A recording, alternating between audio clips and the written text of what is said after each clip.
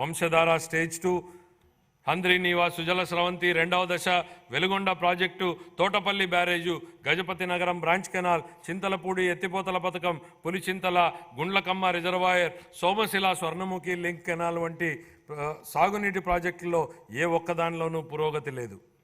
పోలవరం విషయంలో కేంద్ర జలశక్తి మంత్రిత్వ శాఖకు చెందిన పోలవరం ప్రాజెక్టు అథారిటీ సలహాలను పట్టించుకోకుండా నిర్మాణ కీలక దశలో ఉన్నప్పుడు ఏజెన్సీని హఠాత్తుగా మార్చడం వలన డయాఫ్రమ్ గోడ కూలి ప్రాజెక్టు నిర్మాణంలో తీవ్ర జాప్యం జరిగింది.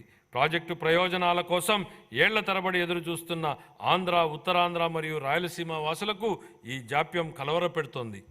మా ప్రభుత్వం సాగునీటి రంగానికి అధిక ప్రాధాన్యతనిస్తూ ప్రతి పొలానికి నీటిని తీసుకెళ్లాలనే లక్ష్యంతో సమగ్ర నూతన జల విధానాన్ని రూపొందించడం జరుగుతోంది. రాష్ట్రాన్ని కరువు రహిత రాష్ట్రంగా తీర్చిదిద్ది త్రాగు మరియు సాగు మరియు పారిశ్రామిక అవసరాలకు నీటి భద్రతను కల్పించేందుకు కార్యాచరణ ప్రణాళికలు రూపొందించడం జరిగింది. పోలవరం జాతీయ నీటిపారుదల ప్రాజెక్టును త్వరితగతిన పూర్తి చేయడం మా ప్రభుత్వ మొదటి ప్రాధాన్యత. చింతలపూడి ఎత్తిపోతల పథకం, బొడ్డేపల్లి రాజగోపాలరావు వంశధార ప్రాజెక్టు రెండవ దశ, Poola Subbaiah Veligonda project, Handri Neeva Sujala Sravanthi project, Tungabhadra high level canal వ్యవస్థ మెరుగుదల, చిన్న నీటిపారుదల, వాటర్ షెడ్, భూగర్భ జలాల నిర్వహణతో సహా నిర్మాణంలో ఉన్న అన్ని ప్రాజెక్టులను పూర్తి చేసేందుకు మా ప్రాజెక్టు కట్టుబడి ఉంది. వీటితో పాటు అదనంగా భవనాసి చెరువు మార్పిడి ప్రాజెక్టును మరియు మహేంద్ర తనయ ఆఫ్షోర్ ప్రాజెక్టును చేపట్టాలని మా ప్రభుత్వం భావిస్తోంది. గోదావరి, పెన్న, నాగావళి, వంశధార నదులను అనుసంధానం చేయడం ద్వారా రాష్ట్ర వ్యాప్తంగా నీటి భద్రతను కల్పించాలని భావిస్తోంది. 2024-25 ఆర్థిక సంవత్సరానికి జలవనరుల శాఖకు 16,705 కోట్ల రూపాయల కేటాయింపును ప్రతిపాదిస్తున్నాను. పరిశ్రమలు మరియు వాణిజ్యం, పారిశ్రామిక అభివృద్ధికి అనువైన వాతావరణాన్ని కల్పించడంపై మా ప్రభుత్వం దృష్టి సారించింది. పెట్టుబడిదారులను మరియు ఔత్సాహిక పారిశ్రామికవేత్తలను ప్రోత్సహించి తద్వారా వివిధ రంగాలకు ఉపాధిని కల్పించే దిశగా నూతన విధానాలను రూపొందించడం జరిగింది. మా ప్రభుత్వం ఆంధ్రప్రదేశ్ పారిశ్రామిక వృద్ధి పాలసీ 4 తీసుకురావడం జరిగింది. ఆంధ్రప్రదేశ్ సూక్ష్మ మరియు చిన్న మధ్య తరహా అభివృద్ధి పాలసీ 4 తక్షణమే ఉపయోగించుకునేట్లుగా ప్రైవేటిక పారిశ్రామిక వాడల ఏర్పాటుకు ఒక ప్రత్యేక విధానం, ఆంధ్రప్రదేశ్ ఫుడ్ ప్రాసెసింగ్ 4వ పాలసీలను మా ప్రభుత్వం తీసుకురావడం జరిగింది. ఈ విధానాలలో పోటీతత్వ ప్రోత్సాహక పద్ధతిని ప్రవేశపెట్టగా దీనికి పారిశ్రామిక రంగం నుండి సానుకూల స్పందన వచ్చింది. మన రాష్ట్రాన్ని పెట్టుబడుల గమ్యస్థానంగా మార్చేందుకు పెట్టుబడిదారులలో మా ప్రభుత్వం మళ్లీ ఆసక్తిని పెంచింది.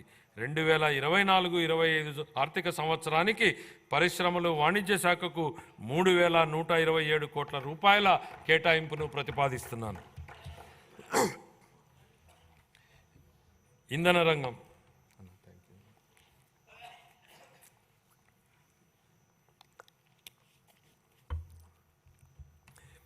గత ప్రభుత్వ విధ్వంస చర్యల ఫలితంగానే ఇంధన రంగం నాశనమైంది. గత ప్రభుత్వం ప్రమాణ స్వీకారోత్సవ వేదిక నుండే విద్యుత్ కొనుగోలు ఒప్పందాలను రద్దు చేస్తున్నట్లు ప్రకటించడం ద్వారా ఈ విధ్వంసం ప్రారంభమైంది. ఈ చర్య రాష్ట్ర ఇంధన రంగ పునాదులను కదిలించింది. అంతేకాక ఇంధన రంగ విస్తరణ ప్రణాళికలను విచ్ఛిన్నం చేయడం ద్వారా విద్యుత్ కొరతకు కారణమయ్యింది. తత్ఫలితంగా అధిక ధరలతో విద్యుత్తును కొనుగోలు చేయాల్సి వచ్చింది. అంతిమంగా గత ప్రభుత్వాల తప్పిదాల వల్ల నేడు వినియోగదారులకు ట్రూ అప్ ఛార్జీల పేరుతో విద్యుత్ కోసం అధిక ధరకు చెల్లించాల్సి వస్తోంది. ఈ నష్టాన్ని పూడ్చడానికి వినియోగదారులకు తక్కువ ఖర్చుతో వారంలో అన్ని రోజులు 24 గంటల పాటు నిరంతరాయమైన నాణ్యమైన విద్యుత్తును సరఫరా చేయడానికి మా ప్రభుత్వం కట్టుబడి ఉంది. రాష్ట్రంలో సుస్థిరత, ఇంధన పరివర్తన మరియు క్లీన్ ఎనర్జీ సాంకేతికతలను ప్రోత్సహించేందుకు నూతన సమగ్ర ఆంధ్రప్రదేశ్ సమీకృత క్లీన్ ఎనర్జీ విధానం 2024ను ప్రకటించడం జరిగింది. పునరుత్పాదక ఇంధనం, పంపుడు స్టోరేజ్ పవర్, హరిత హైడ్రోజన్ మరియు దాని ఉత్పన్నాలను ప్రోత్సహించడానికి కొత్త విధానం మార్గాన్ని సుగమం చేస్తుంది. అంతేకాక రాష్ట్రాన్ని పెట్టుబడులు ఆకర్షించే గమ్యస్థానంగా కూడా మారుస్తుంది. మా ప్రభుత్వం ఆక్వా రైతులకు తక్కువ ధరకే విద్యుత్తును సరఫరా చేస్తూ షెడ్యూల్డ్ కులాలు మరియు షెడ్యూల్ తెగల వారి కాలనీలో ప్రతి ఇంటికి నెలకు 400 యూనిట్ల ఉచిత విద్యుత్తును అందిస్తోంది.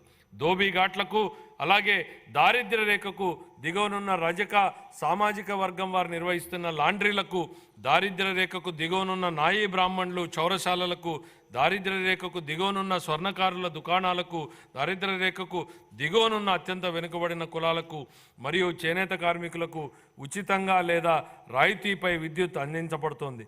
2024-25 ఆర్థిక సంవత్సరానికి గాను ఇంధన శాఖకు 8,207 కోట్ల రూపాయల కేటాయింపును ప్రతిపాదిస్తున్నాను.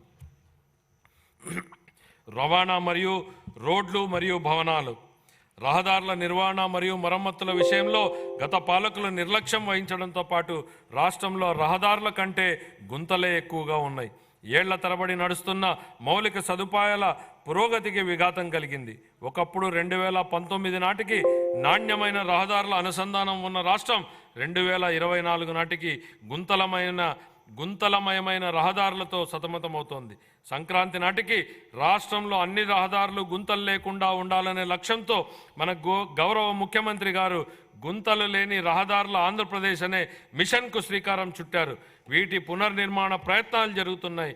అనుసంధానతను మరింత బలోపేతం చేయడానికి గతిశక్తి కార్యక్రమానికి అనుగుణంగా రాష్ట్ర రహదారి మౌలిక సదుపాయాలను జాతీయ గ్రిడ్తో మా ప్రభుత్వం అనుసంధానం చేస్తోంది.